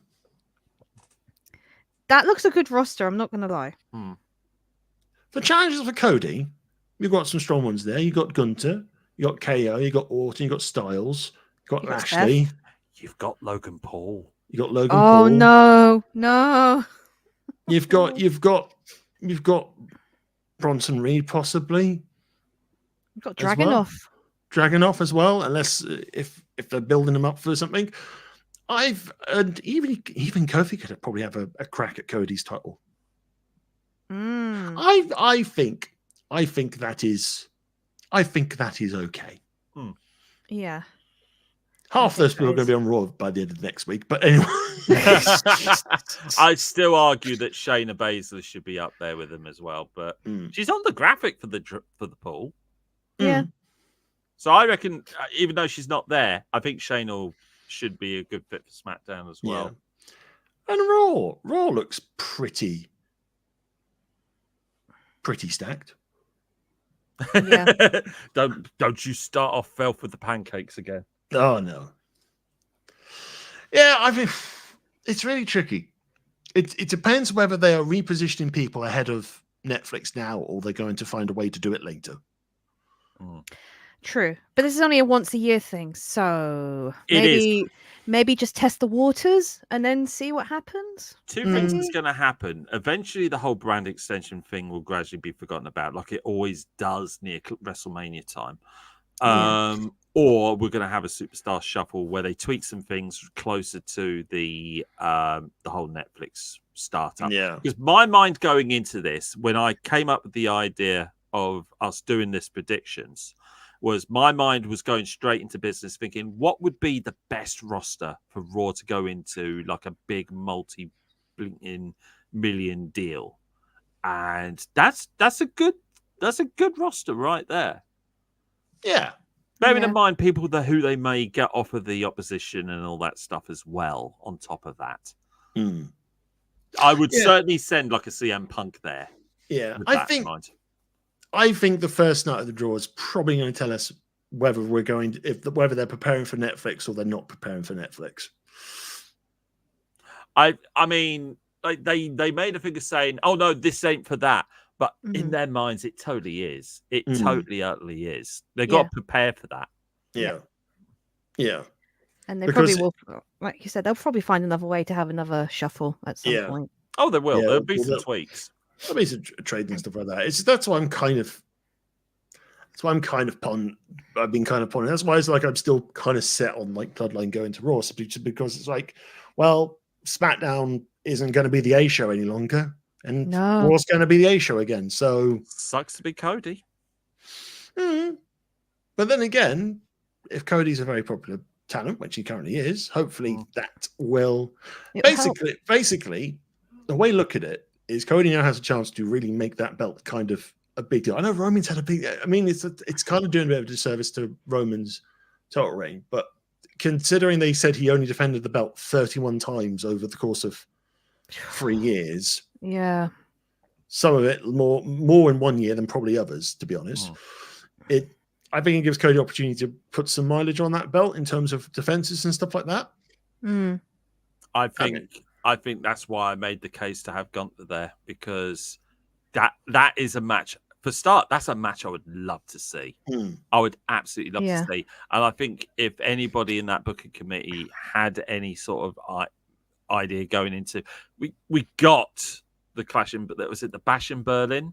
Yeah, in August. Yeah, that's totally going to be him versus Cody, because they're going to lean into the European hero, but you know what I mean. They're going to lean into that anyway. So Cody loves his adversity, and he'll probably conquer it. But the match is going to be incredible. I see Gunther being a very, very valuable part of Cody's rise. Yeah. Having said that, I'd love for Gunther to then have that big gold belt down the line. I don't think it's going to be here, but I think this is going to be the build of Gunther if they utilize it properly. Yeah. I think some picks pretty confident about. Some picks are kind of like, well, let's just play devil's advocate and we'll see what happens. Yeah. I think what we should do is I will download that list after this show, and we will score ourselves over the weekend. And see how we do. Play bingo. Play bingo. Yes. I think that's a really good idea. Actually, see how close we were. Yeah. I wouldn't mind actually, and see, we didn't do too bad, but also, I mean, fan base, anything can literally happen. Who knows? It's like maybe people we haven't thought about in NXT just suddenly get called up. Like, all right, fine. And bearing in mind, this isn't even the full roster. We've got so many others as well. There are tons that I haven't. Just haven't had time to get the image right. Like, we had to gut NXT. Yeah. There's no one left. I don't think they're in a stage where they're going to properly gut NXT. I think if anything, currently the people who've been there for the longest, like Ilya, probably Lyra and stuff like that, they are most certainly getting caught up in some regard. It's just, and maybe some existing talent will go back down to stabilize things, or just kind of make things, or kind of position into things. Yeah, there's no shame of NXT as such, because it is very much its own show now as well. Yeah, I'd say Trick Williams win yesterday. He used to be a footballer, and now he's an NXT champion. So it's like anything can happen. So same with Bron. Bron never really wanted to be wrestling in the first place. He wanted to do football, and when football didn't work out, Roman's the same. Roman wanted to do football, all that sort of stuff. He did. Yeah, everyone has. It's like everyone doesn't necessarily set out to be. Some people do set out to be wrestlers, but sometimes most expensive don't. And NXT, the show NXT, that's a good reason why we have some of those people there, and it would benefit them in Natalia. It would benefit for.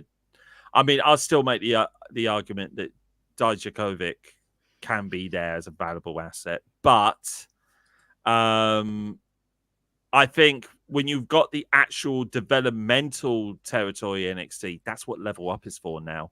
That's what NXT has become, is NXT Level Up. NXT the show, which is going to the CW. That is the argument I make for certain people being there. And overall, to allow the NXT roster, the ones that have come up from the Performance Center or the CWC or whatever Triple H wants to call it now, it gives them a good building block, a foundation to then be shown and then put up on the main roster like they should be. But it is a third brand. The way they're doing it now, it is a third brand. So we've got to treat it as such. Yes. But anyway, we've done a little draft. We'll see how that pans out. We'll keep an eye on things over the weekend. If I would say if we got 50 of that % correct, I will be happy. Oh man. Yeah. It'd be cool. It'd be absolutely cool. But it's just our opinions. It's what we don't think will happen or we won't happen. We try to think logically, but half the time when we try to think logically at WWE needs to do something stupid. Or change the rules. I mean, one of the ideas we bounced off was we were originally each just going to have a pick for our own brand, and then the more we looked into it, the more convoluted it was getting. So it's no, we're just the booking committee now. Yes, that worked if we were playing My GM on 2K24. That would have worked for sure. That would have worked a lot better. But who knows? Who knows? But yes, that is pretty much all we got time for in today's stream. Thank you very much for watching. If you've been watching on Twitch or been watching this via YouTube, it's been great. Thank you so much for your comments and your feedback, all that sort of stuff. If you'd like to send your thoughts about the draft in general, give us an email at content@bunkamania.com. And if you'd like to find out when we go live next, hit the follow button on Twitch, completely free to do so. And also on YouTube, hit the subscribe button. And if you like the video, give us a thumbs up as well. And if you'd like to listen to audio versions of these shows, they are also available over on all good podcast channels, Spotify, Google, Amazon. We are there. Right. And before we go, let's throw it over to our wonderful team. Harriet, where can people find you and how can they get involved in your content? Okay, so on Twitter, X, I am at MangaGirl232. On Twitch, at the moment, I am streaming Princess Peach Showtime. Having fun with that, actually. Currently on Sundays, but next week it will be back to Tuesdays because everything's just gone crazy at the moment, so time is irrelevant. But yes, so 6 p.m. Sunday, hopefully it's about 8:30, and then 8 p.m. next Tuesday. I'm going to try and finish it if I can. And at the moment, speaking of my GM mode, I am reacting to Parts of Unknown, playing my GM mode season 4 at the moment. I think episode 7 has just gone live for my reaction on that, so I'm trying to do that weekly. Again, time, but I put my stuff on Twitter anyway, so you can see the links and when I'm going to go live. I post there quite regularly in regards to if people want to watch, so those are the places you can find me. Oh, on Twitch, Harriet_MangaGirl, and youtube.com/MangaGirl232. Thank you very much. And MattyBoo. Well, you can find me mostly going red from being in a really, really hot room. This isn't lights. It's literally just the radiation of this room right now. But other than that, so you can just see my washing. Oh dear. Make me blush. No, it's the heat. The heat. I digress. You can find me on X under MattyBoo Tweets. You can also find me on Instagram and Threads under MattyBoo Super. You can find me on Twitch under MattyBoo Twitches. And I have actually finished the story of Princess Peach Showtime. That was not meant to be a Cody Rhodes parable. But, let's run with it. It's a wrestling podcast. Yeah, there's going to be things in that game, Harriet, that you're going to love. Yay. So especially when Cody Rhodes comes out and just goes, "Don't worry, Princess Peach, I'm going to finish my story too." Wow. He's got the hair. He's got the blonde hair. True. He likes a suit. Oh, Harriet, imagine Cody, right, in like a crown, and he's got the whole disco gown thing going for him. Oh, man. Yeah. No, I'm going red. You swung that at us, Ian, so I'm going to bat it. And apparently, according to Filoni, I owe them £20. And I don't know why. Anyway, They will come and kneecap you. I do not doubt that. I do not doubt that. We'll send the dog. Please don't. No. I'll find a way. I'll find a way. Anyway, until next time on BunkaMania, thank you so much for watching. We'll be back here to talk about more wrestling in the future. But until then, have a lovely evening, and we'll see you very soon. Until then, bye-bye.